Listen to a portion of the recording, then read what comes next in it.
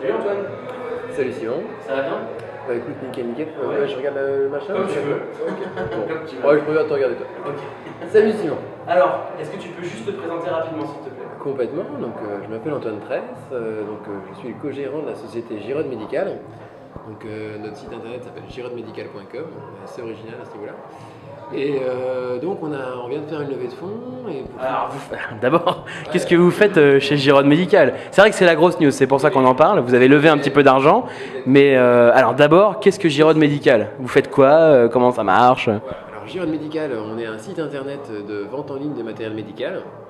Alors, on va de la couche pour adultes à la table de massage, passant par le squelette et le stéthoscope. Enfin, vraiment tout ce qui est destiné du libéral, aussi bien médecin que kiné, qu'ostéopathe. Et après, on amalgame en fait différentes niches. Et c'est vrai que donc on a eu envie de partir en fait à l'étranger. Donc, enfin, partir à l'étranger, j'entends par là se développer à l'étranger, d'un point de vue européen pour une première phase, je dirais. Et c'est un projet qui nous a tenu pas mal à cœur. Après, on voulait l'amorcer en 2009, mais finalement, il y a eu l'événement un peu important de la grippe H1N1 qui, pour nous, a représenté une grosse activité. Pourquoi la grippe? En fait, on vendait des masques et du gel hydroalcoolique.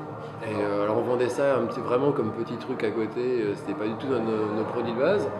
Et pendant la grippe, il y a eu quelques demandes quand même. Donc ça a complètement explosé en fait. Le chiffre d'affaires, l'infrastructure n'était pas du tout dimensionnée pour faire face à ça. En gros, on sortait d'un exercice 2008 à 1,8 million de chiffre d'affaires.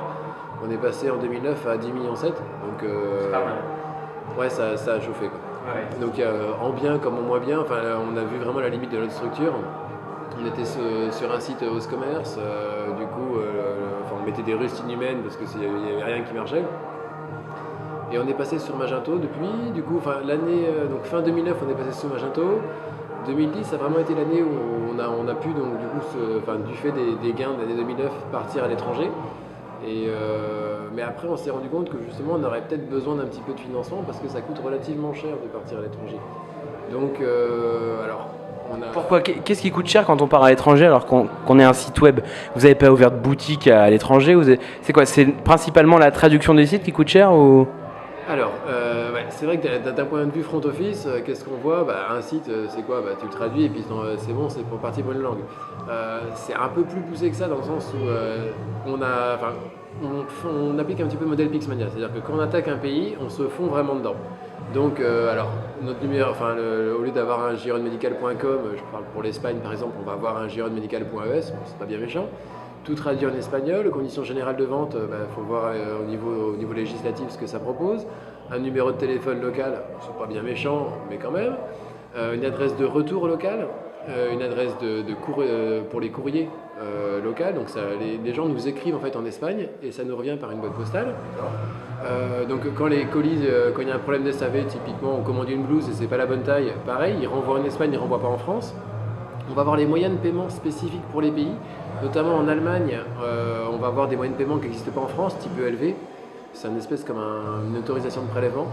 Donc on a les moyens de paiement spécifiques à chacun des pays, c'est-à-dire que notamment pareil pour un virement, les gens vont faire un virement sur un compte du pays, pas sur un compte en France. Ça coûte combien du coup? En gros, si on devait donner une fourchette, demain je vais ouvrir mon site en Espagne, combien ça me coûte? Combien ça vous a coûté à vous par pays? Parce qu'après il y a le numéro de TVA local, parce que comme on pense avec des pros, il faut que les mecs puissent faire rembourser la TVA, donc numéro de TVA pour chaque pays. Aujourd'hui, nous lancer un pays, ça coûte entre 25 et 30 000 euros, sachant que le process est réglé. Le plus dur, c'est pas aujourd'hui lancer un pays, ça se fait si on met un petit peu d'effectif pour la traduction, en 3 semaines, 1 mois, on lance une version de site. Ce qui est beaucoup plus difficile, c'est d'arriver à trouver les bons process en fait, et de faire les premiers pas, faire les erreurs, commencer, rechanger. Et typiquement erreur bête. Petite problématique qu'on a eue, on lance l'Allemagne au début et hop, on arrive en période de solde en France. On met les soldes. Au début, on n'avait pas de politique tarifaire par pays. Donc c'était en solde en Allemagne aussi en fait. Et au moment où on appuie sur le bouton, on fait mais en fait, mais c'est en Allemagne aussi. Donc on a dû, en catastrophe, donc on a renlevé les soldes sur la France et on a dû faire une politique tarifaire différente par pays. Enfin, je dirais qu'il y a besoin de lancer 2 ou 3 pays pour se rendre compte un petit peu des différentes difficultés qu'on va avoir et de faire en fait un process, une grosse checklist de comment lancer un pays. Et à partir de ce moment-là, on peut penser à des frais, enfin avoir des frais fixes pour un lancement. Et c'est tout le problème quand on va lancer, enfin quand on va voir un banquier pour lui demander des fonds pour lancer des pays. On dit d'accord, mais alors quel prévisionnel vous allez faire? Donc là, il faut faire un prévisionnel sur les 6 pays que tu vas lancer. Donc au Luxembourg, dans 8 mois, tu vas faire combien de chiffre d'affaires, sachant que tu augmentes tes gammes en même temps. Enfin, c'est vraiment du doigt mouillé trop. Donc plus on lance de pays, plus on peut affiner, plus on peut dire voilà, bon bah lancement pays ça coûte tant. Après bien vérifier la concurrence, on a un indice de concurrence, et donc en gros les prix qui sont pratiqués sur les mêmes produits. Et après on a un indice de taille du marché. On compile les deux, ça nous donne l'indice par rapport à la France de ce marché-là. Donc l'Allemagne c'est le plus méchant. Après on va avoir des pays plus latins qui seront plus sympas. Mais c'est vraiment, une démarche européenne, ça se construit, c'est long, c'est super intéressant, mais c'est un vrai défi. Et ce qui était vraiment intéressant, c'est qu'on est les premiers sur notre secteur, donc on n'a rien inventé, hein, on regarde ce que font les autres sur d'autres secteurs, mais sur notre secteur, du coup, on a une position de leader qu'on est en train d'imposer au niveau européen, et c'est vraiment intéressant. Alors du coup, pour accompagner ce développement, vous aviez eu besoin de lever un petit peu d'argent, ce que vous avez fait. Alors vous l'avez fait auprès de qui déjà? Alors, le fonds s'appelle Audacia, donc c'est le fonds qui est présidé par Charles Becbédé. Donc d'ailleurs qu'on a eu l'occasion de rencontrer, vraiment très simple, très sympa. Et donc on a été vraiment aidé par Véronique Roth d'Aelios Finance, c'est une boîte en fait qui va aider à structurer les dossiers avant de les présenter aux investisseurs. Parce qu'il faut savoir que les investisseurs, on a l'habitude de traiter avec des fournisseurs, des choses comme ça, ou des banquiers. De temps en temps, ils ne sont pas contents, on se met un petit peu dessus. De l'investisseur, c'est quand même un niveau au-dessus, donc il faut préparer les dossiers plutôt que d'aller. Ça prend beaucoup de temps d'aller voir des investisseurs. Donc plutôt que d'aller lancer 3 investisseurs en même temps et ils vont nous faire des demandes, aller préparer les documents et revenir vers eux. Avec Aelios, en fait, ils nous préparent, on fait des. Un vrai gain de temps pour vous en fait, mais du coup ça vous coûte un peu de sous aussi, je suppose. Alors, ça coûte un petit peu de sous, mais la majeure partie, ça reste quand même en success fees. Et donc c'est pour ça qu'eux d'ailleurs ils partent pas sur tous les dossiers, mais ils nous aident aussi à structurer. On a vraiment beaucoup fait évoluer nos tableaux de bord, toute notre gestion de la boîte. On est e-commerçant, donc on est caché dans nos bureaux, nos codes APE ils ressemblent à rien. C'est par rapport à ce qu'on vend, mais pas par rapport à la façon dont on le vend. Donc heureusement il y a Atlantique 2 comme ici pour qu'on puisse justement rencontrer un petit peu des gens qui font un peu la même chose. Mais on reste toujours quand même un peu la tête dans le guidon. Et là, avoir affaire à des gens extrêmement performants, d'un secteur différent mais qui ont vraiment une logique business et qui ne parlent pas chiffre d'affaires mais qui parlent marge, juste cette nuance là c'est tellement agréable et du coup ça permet d'aller plus loin, donc faire évoluer les tableaux de bord. On a fait des choses nouvelles grâce à eux. Typiquement je me souviens de Véronique qui me disait oui mais alors pourquoi vous ne faites pas des marketplaces? Oui, les marketplaces ils prennent des commissions trop importantes. Ils prennent des commissions mais ça fait quand même du résultat. Ah, c'est vrai. Bon, on va rentrer, on va faire les marketplaces. C'est le fait d'avoir quelqu'un qui arrive et qui te percute un petit peu, je trouve que c'est vachement grandissant. Donc de ce côté-là, ça a été super intéressant. En plus, ils nous ont chapeauté et ils ont été super bons dans leur boulot. Véro. Et non, c'était on est devenus copains et c'est super. Et du coup, ils ont trouvé le fonds qui correspondait parce qu'il y a plein de fonds qui sont destinés à plein de types de gens. Et des e-commerçants, du internet, c'est une certaine partie de fonds qui sont intéressants. Nous on comptait y aller, partir plus en janvier pour chercher les fonds. Et en fait, du coup, Véronique, donc il y a ce côté Audacia qui est vraiment axé sur. C'est un fonds ISF, donc on avait une deadline, il fallait que l'investissement se fasse avant le 30 décembre, avant le 31. Donc en termes de timing, on a été un peu serré, donc ça nous a un petit peu croqué les 3 derniers mois de l'année. Alors oui, petit truc, tout le monde dit oui, une levée de fonds ça prend entre 3 et 5 mois. Tout le monde se dit oui, mais nous on arrivera à faire plus vite. C'est pas vrai, ça prend 3 mois. Les 3 mois déjà ça va vite. Donc ça bouffe tout le temps, c'est un peu atroce et puis il y a toujours des revirements. À la dernière minute, tant qu'il n'y a pas le monnaie, il n'y a pas le monnaie. Mais c'est une super expérience et maintenant ça nous permet vraiment d'envisager plus sereinement le développement de la boîte. On a la trésor, on peut se concentrer sur notre développement, sur ce qu'on aime faire et c'est là qu'elle a notre valeur ajoutée, c'est pas de gérer la trésor. Alors vous avez levé combien du coup? Alors on a levé 1 250 000 €. Donc c'est une bonne petite levée. C'est honorable par rapport aux autres levées dont on entend parler dans l'Atlantique 2 quand même. Ça fait partie des levées hautes quand même. Oui, je pense, mais enfin, je saurais même pas dire. Après, il y a eu pas mal d'interactions avec des business angels sur Atlantique 2.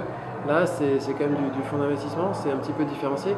Après, en termes de taille, on est aussi un petit peu plus gros par rapport. Donc, on a une vingtaine de salariés, on existe depuis 6 ans. Alors, 6 ans, les investisseurs nous disent qu'on est tout jeune, mais dans Atlantique 2, on est parmi les plus vieux. Donc, c'est dans l'ordre du temps. Je pense qu'il y a un moment pour aller chercher, il peut y en avoir plusieurs. Nous, avant, on n'en avait pas eu besoin. Là, c'était le moment. On y allait. Normalement, on n'y retournera pas. Après, on ne sait pas de quoi est fait l'Epstein. Et donc, ce qui est génial, justement, avec ce fonds, donc Audacia, c'est que comme c'est un fonds ISF, il y a en fait le profit principal des actionnaires, des gens qui rentrent, donc c'est par BSA, ça va être la défiscalisation. Donc, ils ne cherchent pas un TRI trop important. Ils le font sur la défisque. Donc, dès l'entrée, on a fixé le taux de réachat dans 5 ans. Donc, parce que Donc pour vous, c'est plus intéressant en fait. C'est de l'argent, techniquement, c'est de l'argent pas cher. D'accord. Pour de l'investisseur. Voilà. Non, mais c'est vraiment intéressant parce que ça nous permet. Enfin, l'optique est claire, au bout de 5 ans, ils veulent sortir. Donc, ou bien on rachète, ou bien c'est quelqu'un d'autre qui prend. Mais eux, ils sortent. Et on sait à quel prix ils vont sortir, quel qu'en soit, le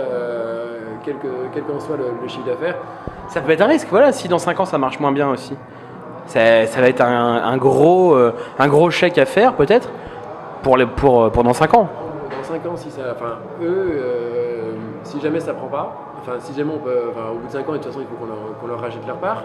Si jamais il n'y a pas un autre investisseur qui vient et que nous, on n'a pas les moyens de le prendre, de racheter les parts, ils vont nous proposer, en fait, ils se servent dans les résultats de l'entreprise. C'est très incitatif, justement, à ce qu'on rachète les parts ou qu'on prenne quelqu'un.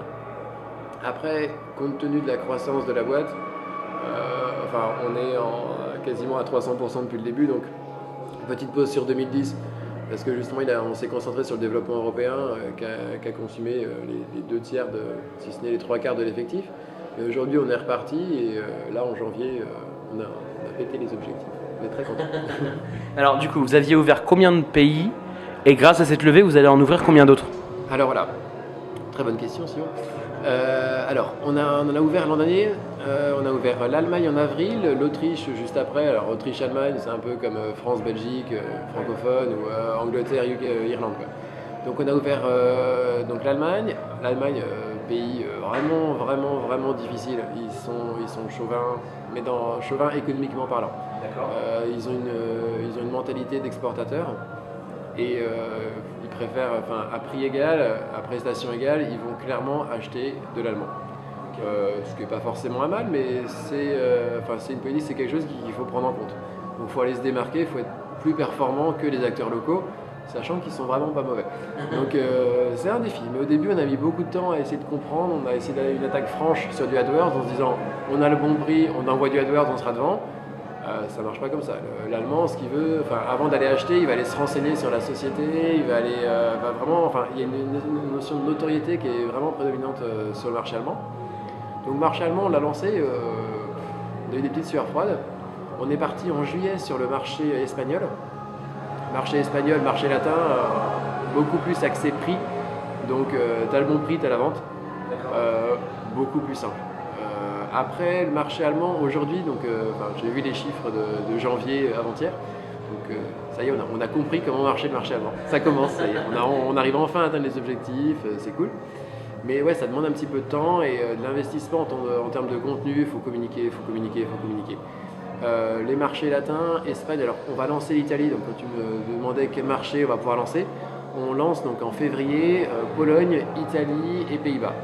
Pays-Bas, c'est un des marchés très importants, il y a un taux de pénétration internet qui est génial.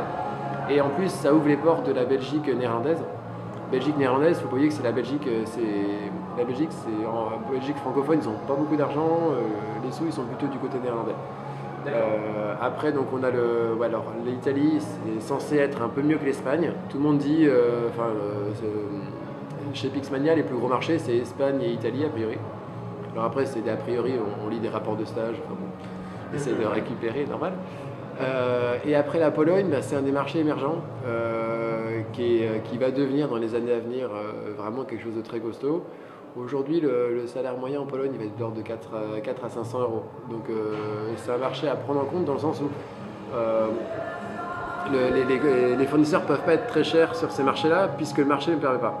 Donc ils sont pas chers, enfin les prix d'achat des matériaux sont pas chers du tout. Et du coup, de plus en plus, on est en train d'acheter en fait directement en Pologne. Donc on irrigue le marché polonais, mais on irrigue après tous les autres marchés. D'accord. Donc tu es présent en Pologne pour la Pologne, mais aussi pour le reste en fait, c'est ça? L'idée c'est vraiment d'être présent sur tous les pays. Et après, comme on est présent sur tous les pays, on a un projet, on a un module qui s'appelle la Sentinelle. C'est des petits développeurs. Et on est une boîte jeune, il y a nos petits développeurs qui aiment beaucoup ça. Et donc il va en fait crawler tous les prix qui sont pratiqués dans tous les pays. Et donc ça nous permet d'identifier quels sont les endroits intéressants pour vendre, quel est le bon prix à faire et où est-ce qu'il serait intéressant d'acheter. D'accord.